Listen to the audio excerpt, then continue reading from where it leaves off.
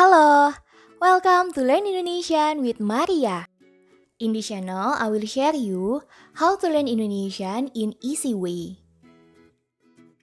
Tomorrow, our Muslim friends in Indonesia will celebrate Idul Fitr.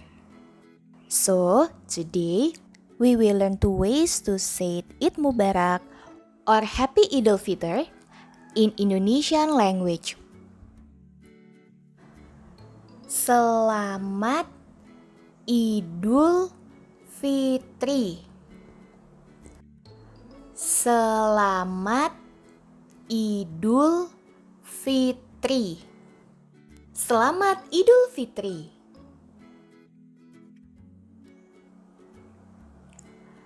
Selamat Lebaran. Selamat Lebaran. Selamat Lebaran. The sentence of Selamat Lebaran or Selamat Idul Fitri usually follow by mohon maaf lahir dan batin. Mohon maaf lahir dan batin. Mohon maaf lahir dan batin. Mohon maaf lahir dan batin.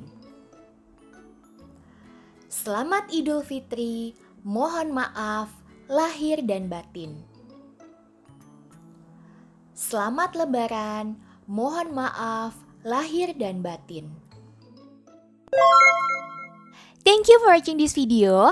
If you find this video useful, please hit the button like and don't forget to subscribe to the channel. See you soon on the next video. Bye bye, sampai jumpa.